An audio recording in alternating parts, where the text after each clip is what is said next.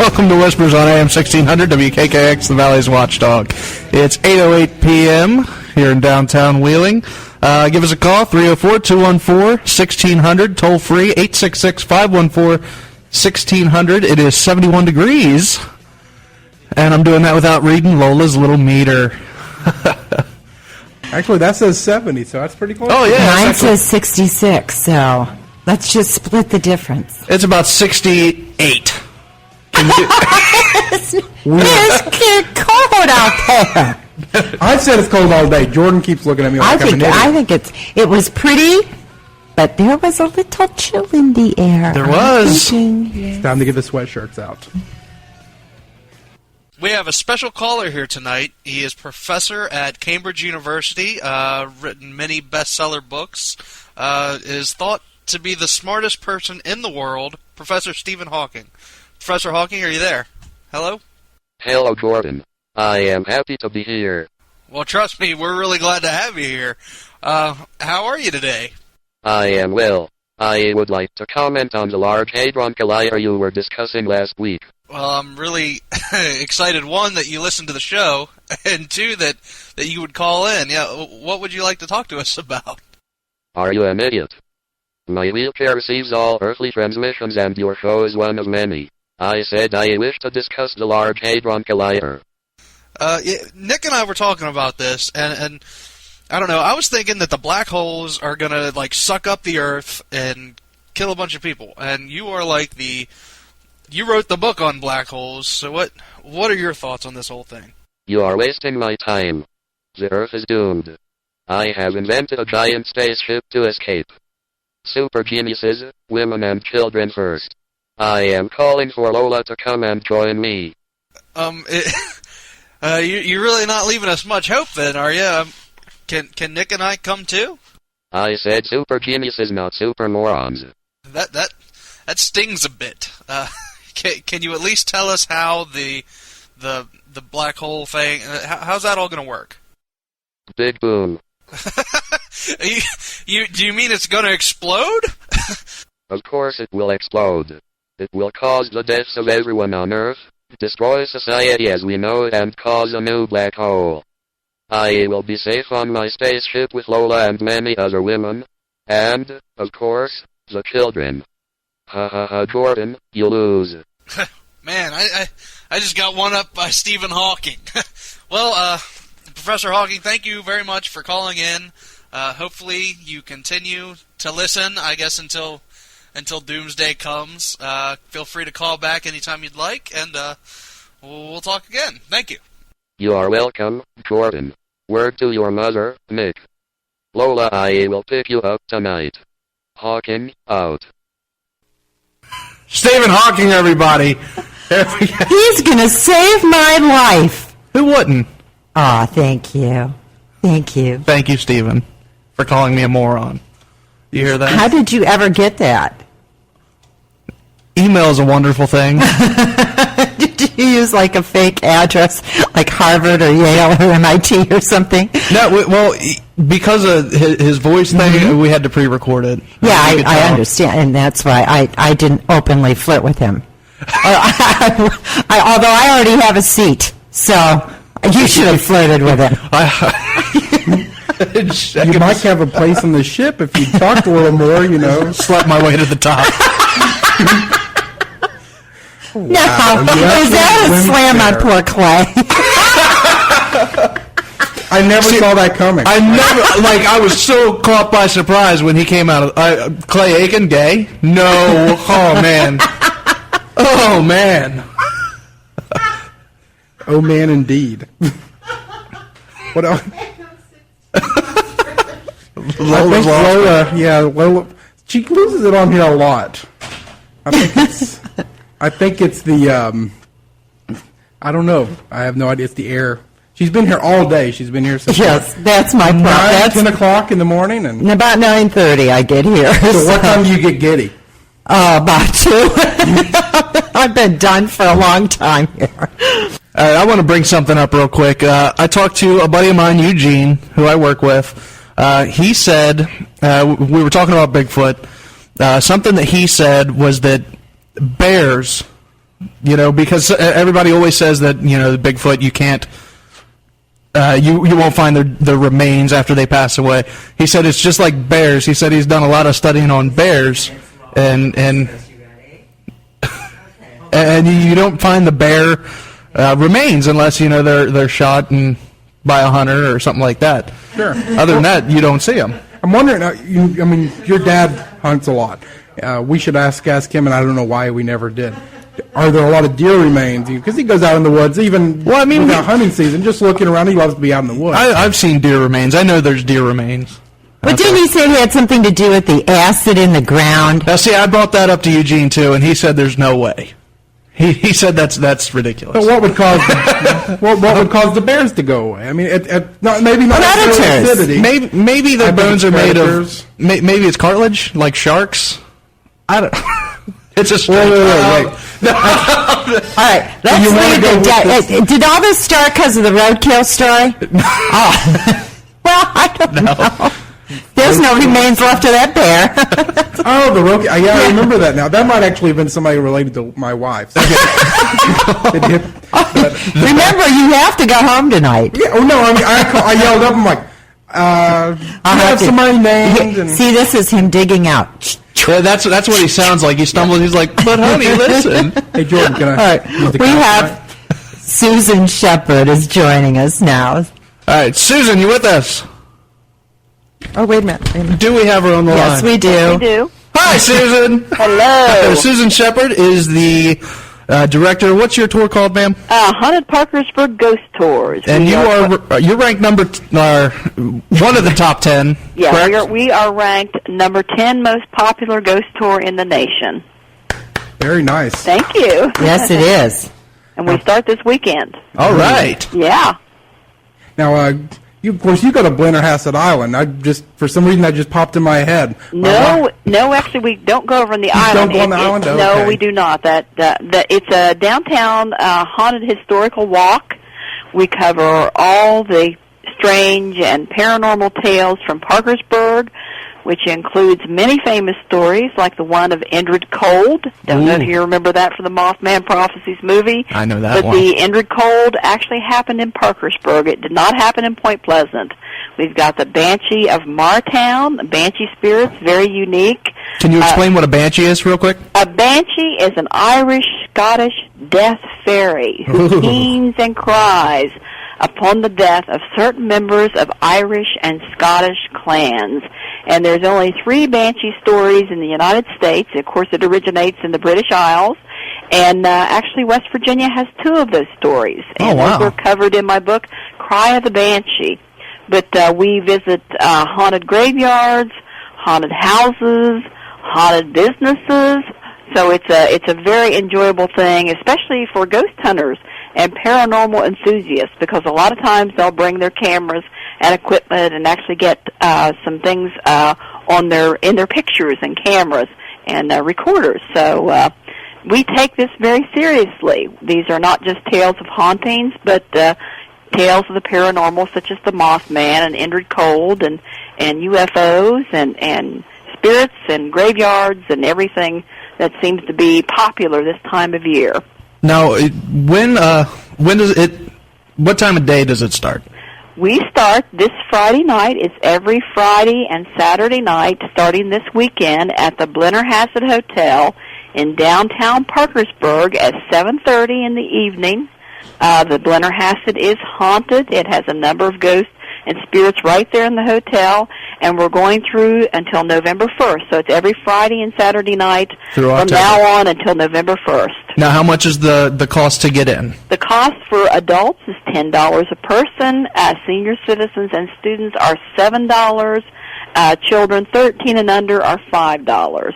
And how long through the night does this last? Well, does it last all night, or? It's about, some nights as we get closer to Halloween, it gets a little bit longer, but generally the walk is a leisurely 2-hour walk in downtown Parkersburg up into the historical district where we see actual haunted houses.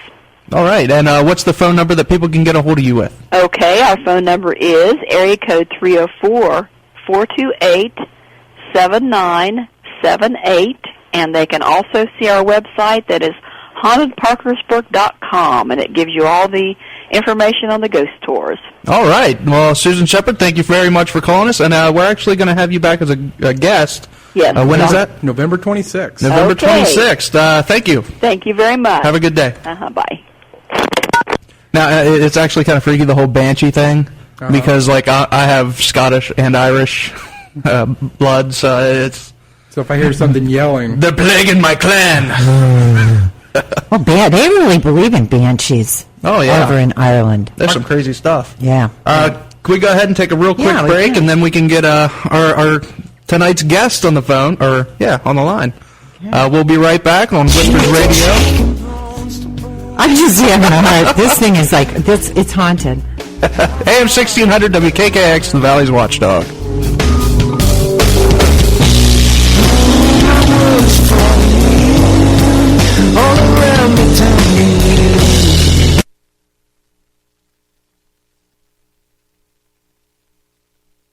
Attention kids of all ages from 1 to 101. Want to see Darth Vader and R2-D2? What about Spider-Man? Or how about a pirate that's traveled the 7 seas, or a NASA-trained and certified astronaut? Kobe Bryant and Dirk Nowinski are there too. And where can you see all this and more? At the Toy and Plastic Brick Museum on Noble Street in the all-American town of Blair, Ohio. Dan Brown and the folks at the Toy and Plastic Brick Museum are now listed in the Guinness Book of World Records, last year for the largest Lego image ever, and this year for the world's largest castle made entirely of Lego building blocks. Located at 4597 Noble Street in Blair, Ohio, in the old Gravel Hill School, the museum is open Wednesday through Sunday from 12 to 5 p.m. and Saturday from 10 a.m. to 7 p.m. And there's Entertainment Daily, a band made entirely of Lego blocks, the Lego 3, perform for everyone. School groups and kids clubs want to take a road trip? Give them a call at 740-671-8890 for group rates. So, for 36,000 square feet of Lego fun, head over to the all-American town of Blair, Ohio, and visit the Toy and Plastic Brick Museum at 4597 Noble Street. Oh, and while you're there, don't forget the new space room's open now, too. Copyrighted images created under license by Lego Group.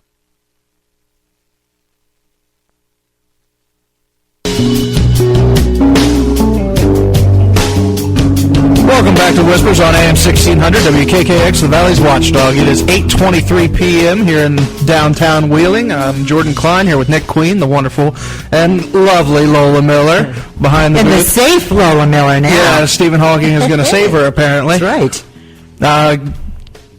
Check out our website, www.whispersradio.com. Shoot us an email, whispers1600@gmail.com. And give us a phone call. 304-214-1600, toll free, 866-514-1600. Absolutely. Woo! Good job, Jordan. Got through them. I did. Right. Whispers is also brought to you by the Toy and Plastic Brick Museum in Bel Air, Ohio. The all-American town of The all-American town of Blair, Bel Air, Ohio. Blair, Ohio. Blair, Ohio.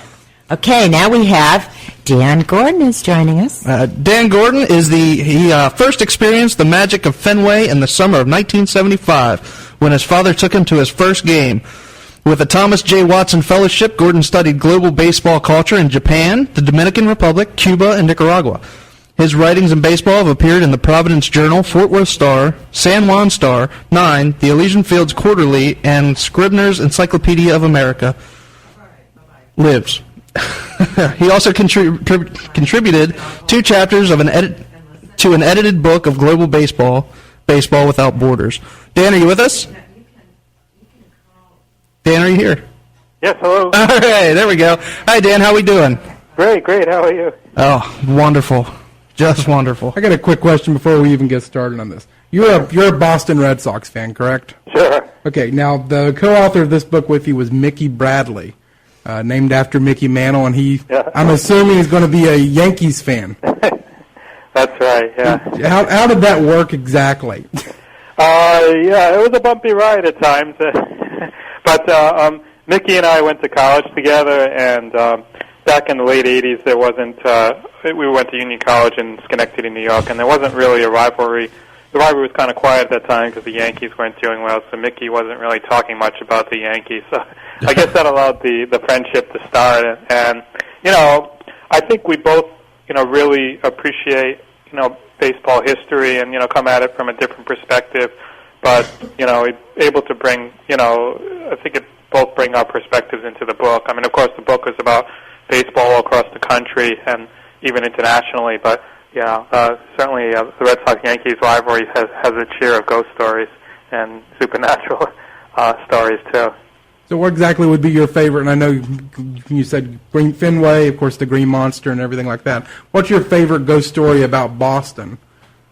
My favorite is actually kind of a really, kind of a moving story about a former PA announcer, Sherm Feller, who was in the booth for 25 years, and he mentored a radio personality, Carl Bean, and Carl Bean ended up, after Sherm Feller passed on in 1991, Carl Bean eventually took over, and he's been kind of the voice, and he leaves a seat out for Sherm Feller, but he also thinks, kind of a tribute, but he also thinks that Feller's in the PA booth with him and talks about the headsets flying off the desk, about, really strange things happening all of a sudden to the equipment that seems like, kind of Sherm Feller's sense of humor, and also just, things, announcements going missing that were, right there on a desk, that kind of thing. And, he's convinced that Feller's there. But we just got a lot of strange stories from up there in that press box area of people hearing doors opening and closing late at night, and also on the ball field itself and in the ballpark. Now, which ballpark would you say is the most haunted? Has the most ghost stories in it? According to players, it would be Yankee Stadium. But as far as actual sightings or actual, something visceral, it would have to be Dodger Stadium in LA.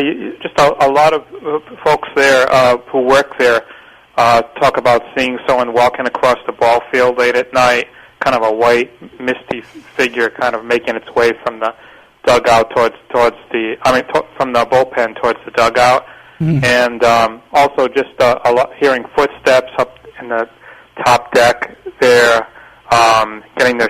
people getting their shoulders tacked. A lot of the cleaning workers won't work by themselves. Some of the merchandise people down who work in the vaults talk about hearing their voice called out or hearing whispers, or walking into one of the old rooms that store old Dodgers memorabilia, even back from the Brooklyn days, and seeing that strewn all over the floor, kind of, really, not knowing why that happened. That sort of thing, very common in that ballpark, and talk to dozens of workers who talk about it. Dan, this is Lola. With Yankee Stadium now due to be torn down, have you heard of even more stories this past season? Because, let's face it, they're going to be out of a home. I think that, I haven't heard many more stories, although there were some, wacky things that went on this year with construction workers burying jerseys and trying to put curses on. Jason Giambi wearing, ladies' underwear to a good luck.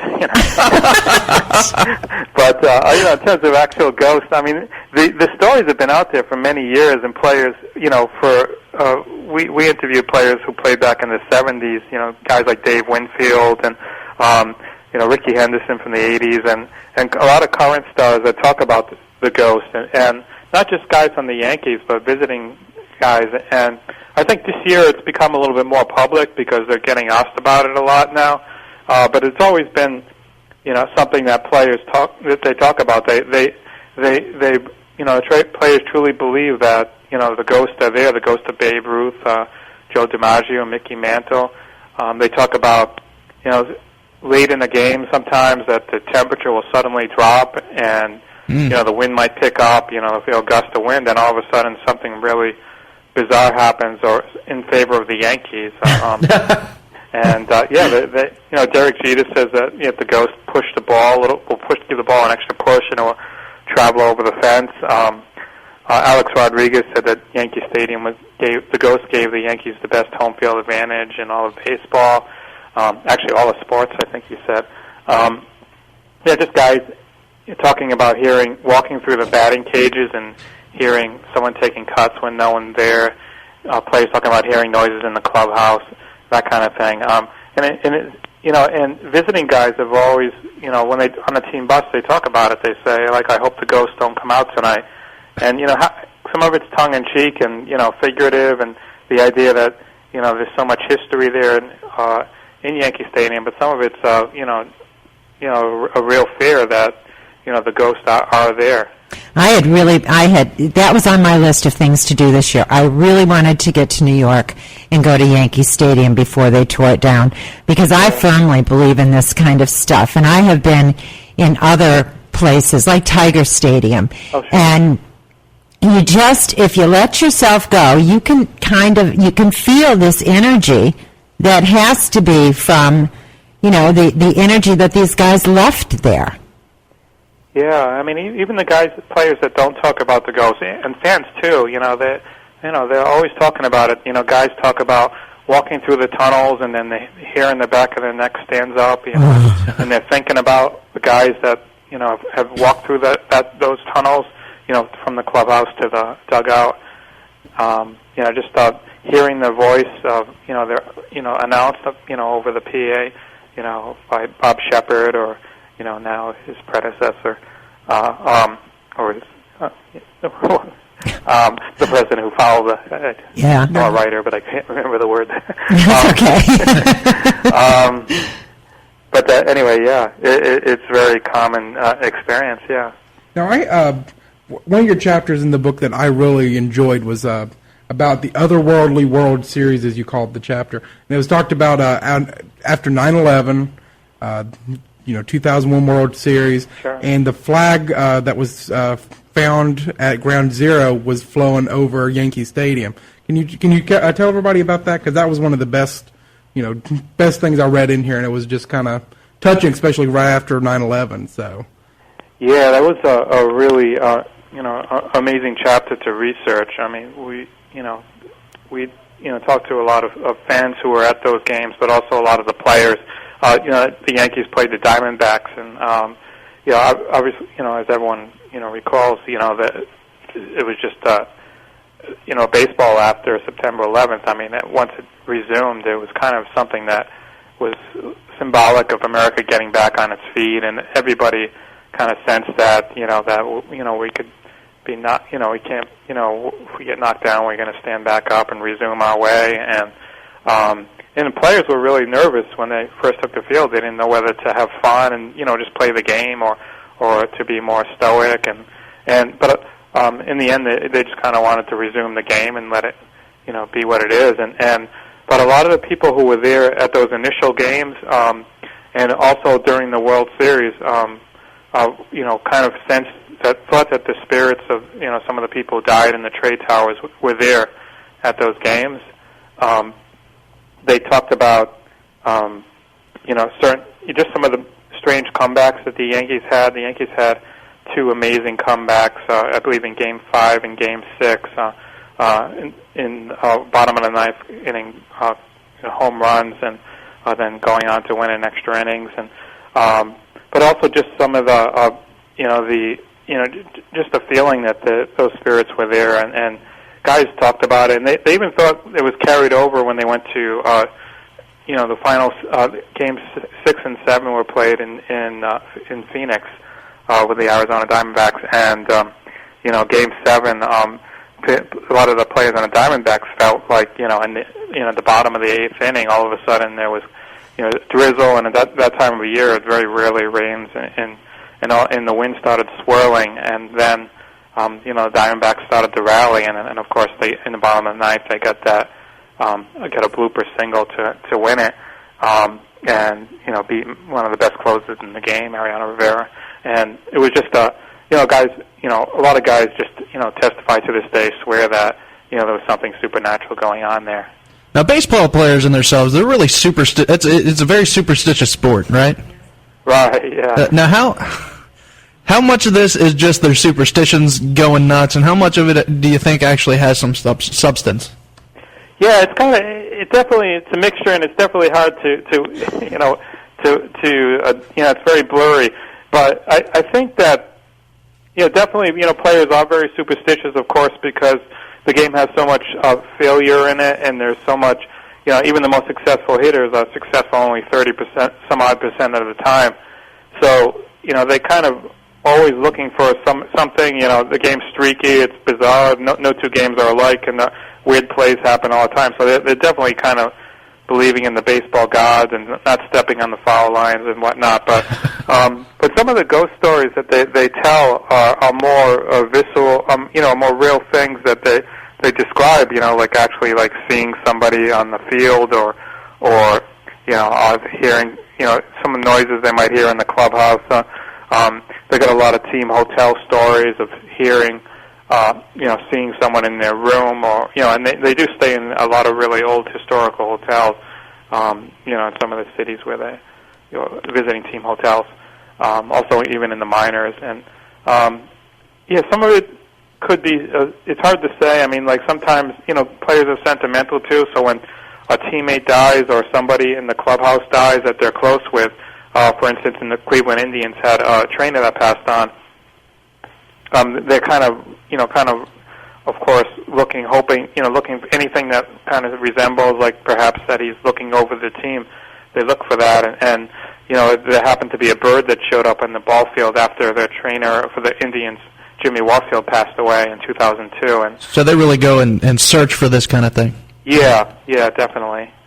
But I mean, who knows? I mean, according to we talked to dozens of players and front office folks, and they swear that this bird was there for 6 days and hanging really close to where Warfield sat, and also close to Jim Tomei, who was Warfield's best friend, and and a lot of the big name stars swear this, and even guys who aren't superstitious, Omar Vizquel and Milton Bradley, who both say they're not superstitious at all.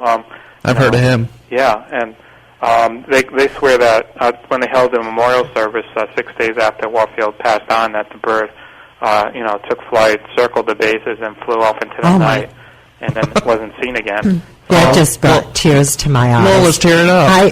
I believe in this kind of stuff, and I believe in I was involved with a football team for several years, and I believe in the football gods. I think that there is something out there, and yeah, so this is not surprising me. We have a caller that has a question for you. Sure. Hi, Steve. You're on the air. Hi, guys. Hi, hey, Jordan. Steve. Hi, Nick. Hey, Steve. Hey, by the way, Jordan, the only reason you've heard of the name Milton Bradley is because they make Monopoly. Games. That's what I was thinking. I wasn't gonna say that. I was like, wait, that sounds really familiar. Yeah, they make games.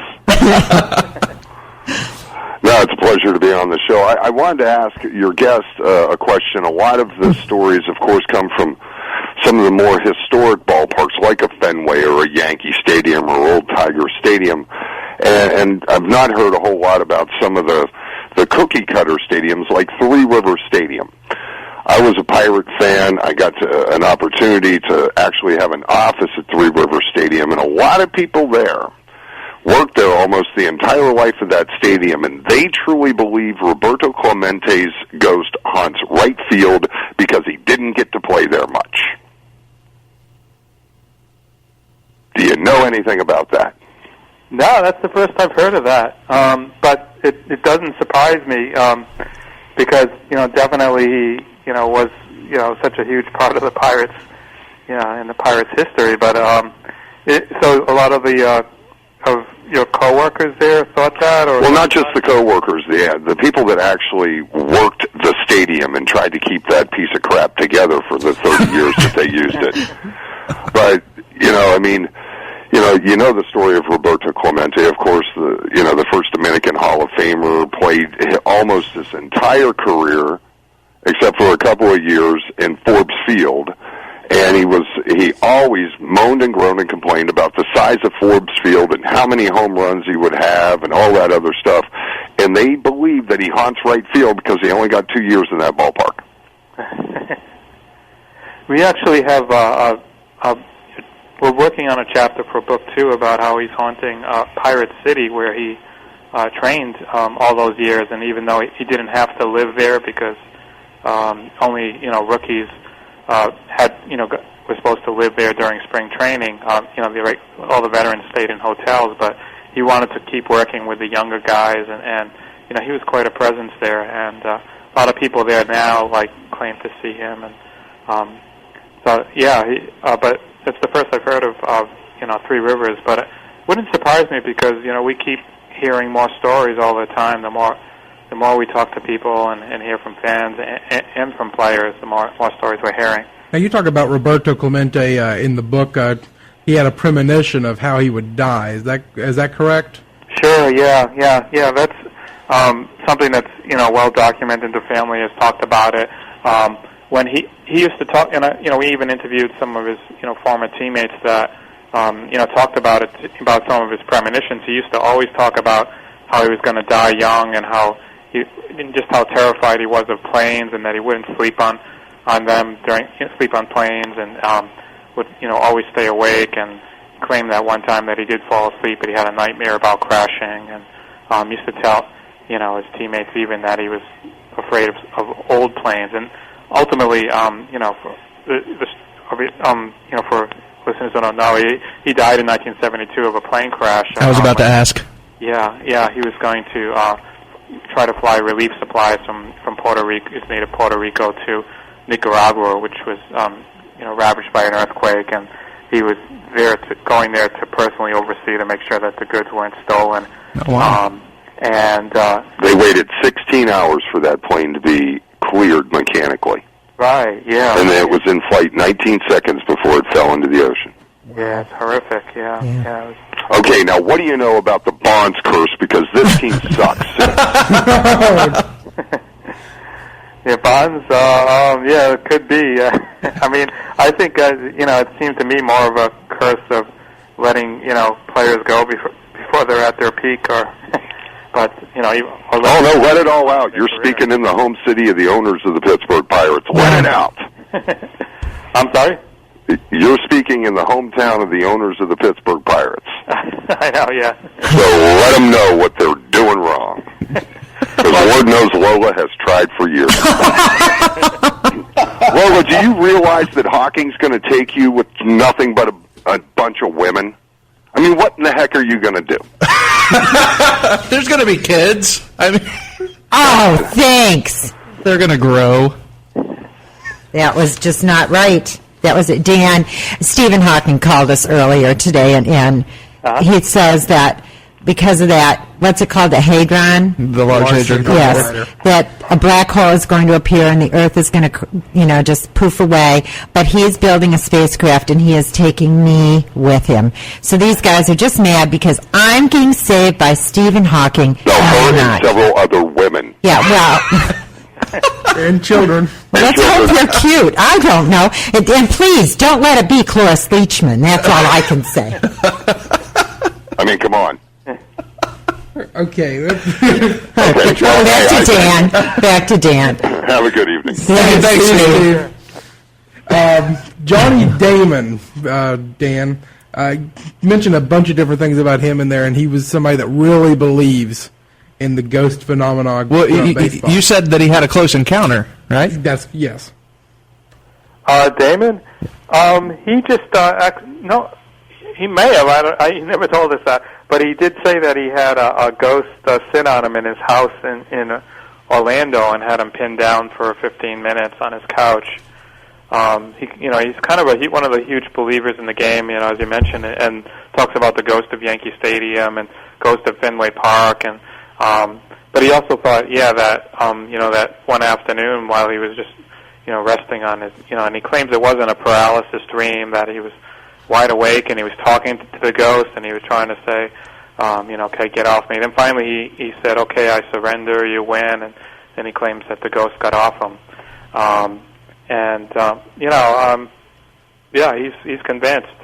He's definitely one of the colorful characters of the game, so, it's easy to kind of think that, maybe he's making this up. But we talked to him on several occasions, and, he's very serious about it.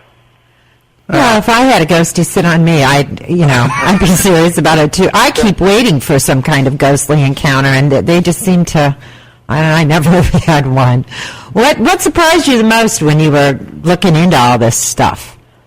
I think just how many players actually have stories, because when we started out on this project, just some background. I was, I'm been an avid, baseball fan, obviously, my whole life, and been writing on baseball. And I started writing on ghost stories on Cape Cod, and I wrote a book, Cape Encounters, and a little cheap plug for it. That's okay.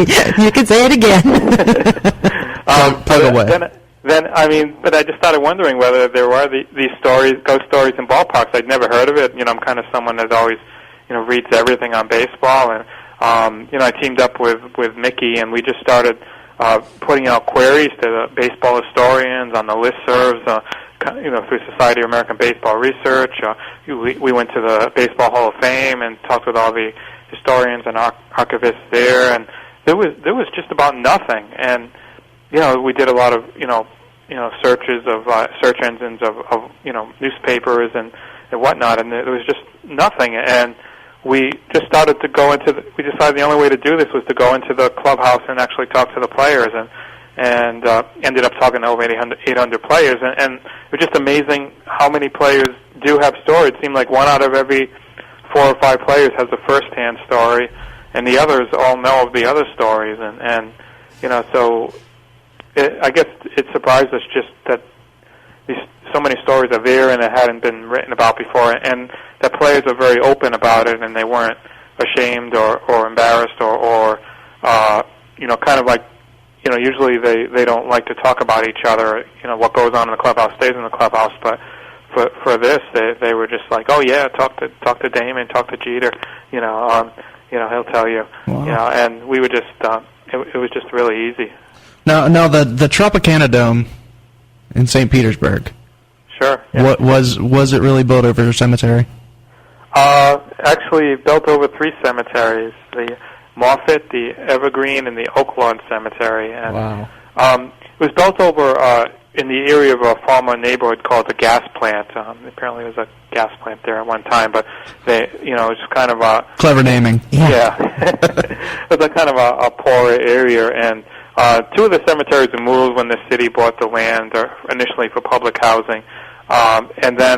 But one, the Oaklawn Cemetery, there's evidence that it wasn't all moved, and when they built I-275, the highway that goes through St. Petersburg, they uncovered some bodies, and during construction of the ballpark, there was just a lot of controversy and over whether they should be just building or not trying to find these bodies first. And at one point, one of the city foremen said, "Don't worry, we're not digging in the parking lot area. We're just paving over."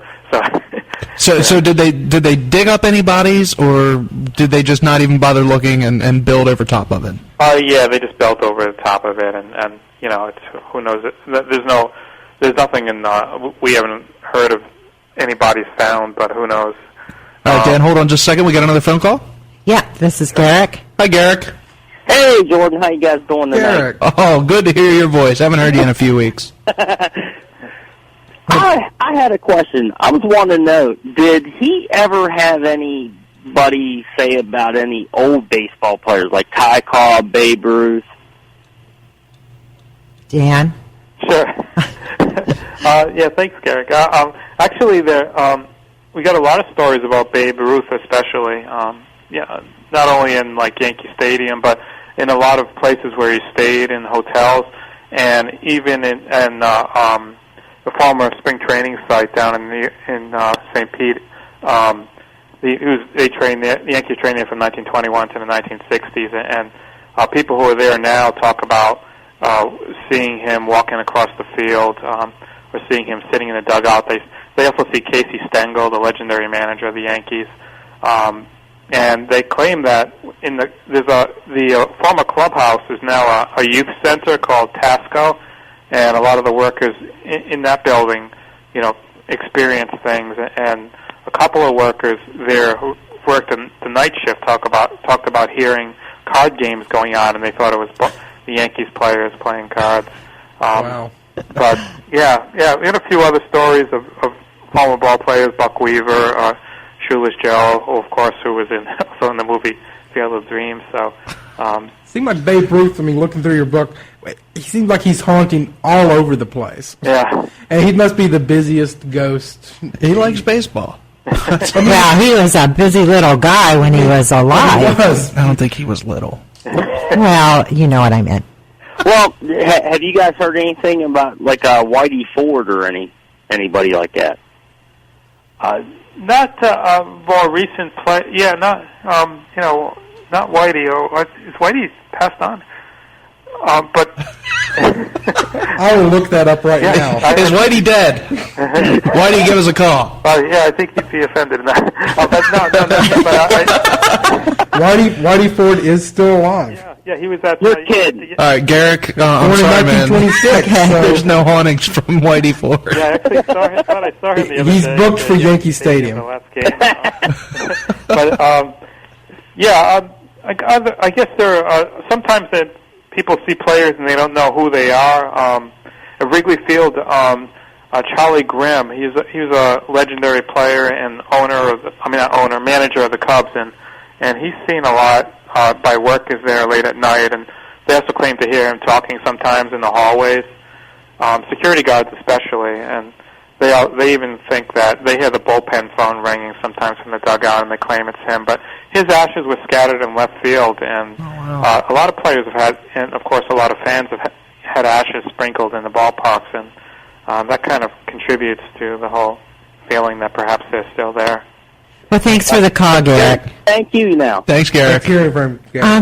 Dan, do you believe in the, I know you were just doing research, but do you believe in ghosts or spirits that, these guys actually are hanging out around these fields and things?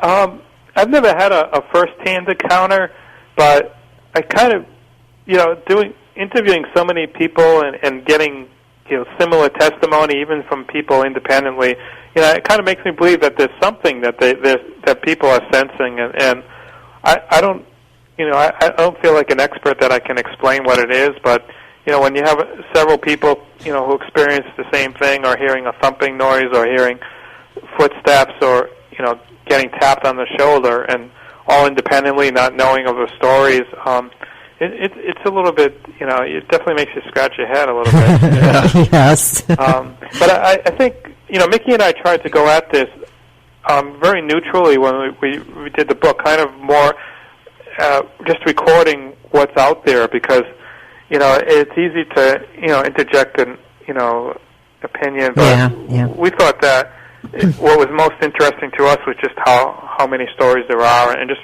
kind of laying it out and let the reader kind of judge, and that's kind of the way we kind of recorded it. All right, Dan, we got to wrap up. Where can our listeners find your book? Oh, sure.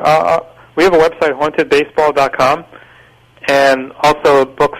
It's on Amazon and Barnes and Noble and bookstores everywhere. Okay, now give another shameless plug for the other one. Okay, yeah. The other book's Cape Encounters, Contemporary Cape Cod Ghost Stories, and that's also pretty much everywhere. Sounds good. We'll have to have you back on and maybe talk to you about those ghosts. Oh, sure. Yeah. And we're going to link your books to their Amazon sites, right? Already done on our website. On our website, so that people can check out our website and find your books. Great, yeah, thank you, I appreciate it. Hey, Dan, thank you very much for joining us tonight. Oh, thanks. And we'll have to talk again. Thank you. Oh, sure. Thanks. Take care. Bye. Lola, I have some good news for you. What? All right, I'm sitting here getting an email from Stephen Hawking. Uh-huh. All right, it's been delayed. Okay. Okay. The collider has been halted until next year. They have a magnet failure and will be shut off until spring of 2009.